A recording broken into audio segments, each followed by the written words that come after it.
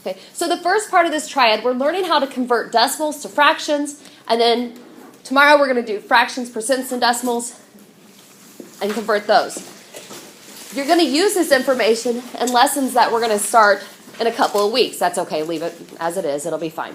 Okay, so the first lesson that we learned is how to convert decimals to fractions. In our notes, we have 3 steps in order to convert decimals to fractions. So I want you to look at those 3 steps on the front page of your note sheet to help answer the following questions for our opener today. So my number that I have up here is 0.36. I would read this number as 36 what? Tenths. What place value is my last digit? Yes, Hundreds. So I'd read this number 36 hundredths. Now I want to change that decimal to a fraction. So I already determined the place value of my last digit. So we determined that was hundredths. So that was step 1. Step 2 then says, write your number as a fraction using the number without the decimal as your numerator. So if I use 0.36 without the decimal for my numerator, it would just be 36.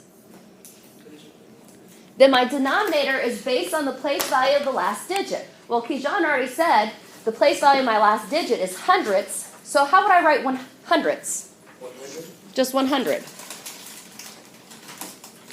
And what's my final step say to do? Say it again? Box. No, I can't box it yet. Divide by 2. Because you're doing what?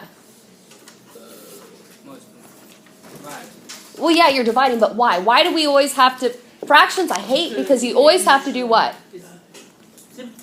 Simplify, reduce. Go ahead.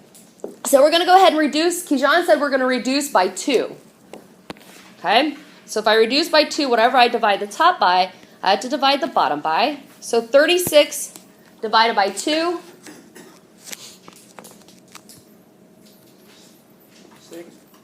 36 divided by 2 is what? You guys all have 18.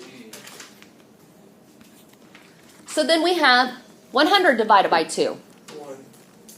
100 divided by 2. 50.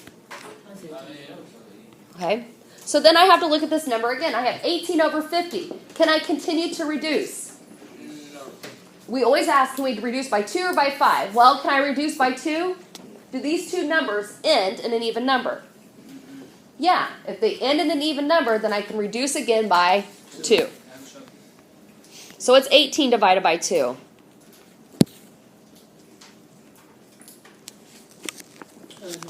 Nine. What's 50 divided by 2? 25. Okay? So I look at my new fraction. I look at my numerator and my denominator. Do they end in even numbers? No. Do they end in a 0 and a 5? A 0 or a 5, both of them? No. So then we know we're done reducing. So I can now box it.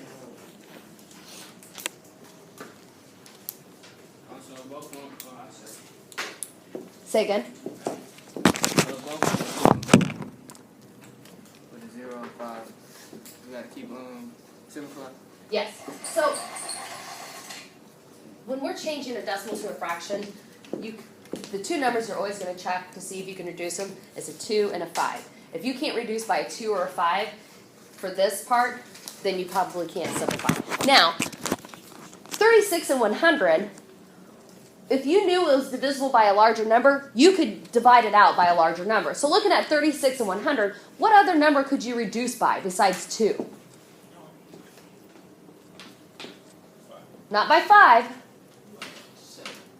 You could reduce by 4. So you do not have to write what I'm going to do in the red right up here. So if I had 36 and 100, and I knew that I could reduce by 4, I could do that instead of keep reducing by 2. So 36 divided by 4 is 9. 100 divided by 4 is 25. So you end up with the same answer. But I gave you a sure way to know to reduce by always saying 2 or 5. All right, let's take a look at the next number. So now I have 1.75. How would I read this number? 1 and 7/5.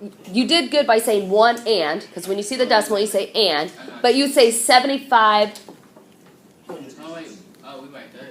Yep. So 1 and 75. What place value is this last digit in? 75. 100. Hundreds. So 1 and 75 hundredths. Oh shit. So we already determined our place value. You said it was hundredths. So where does 100 go?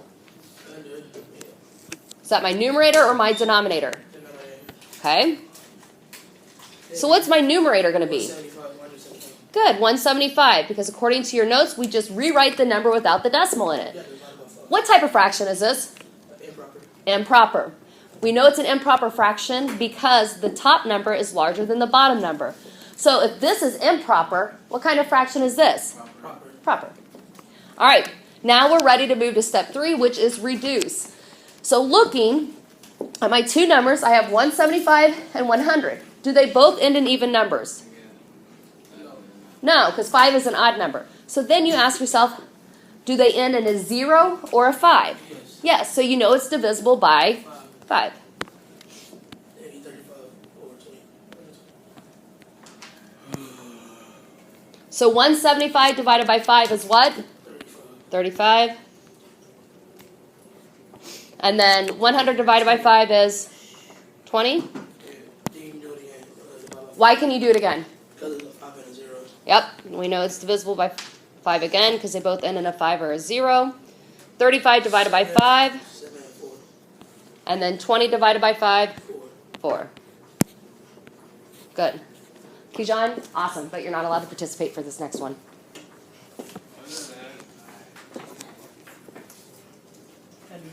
Now, eventually, you guys we're going to learn how to change this improper fraction to a mixed number.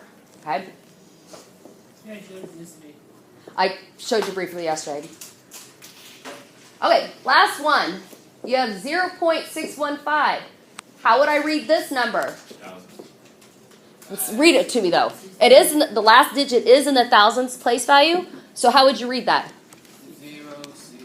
You don't have to say the 0. 615,000. Yeah, 615 thousandths.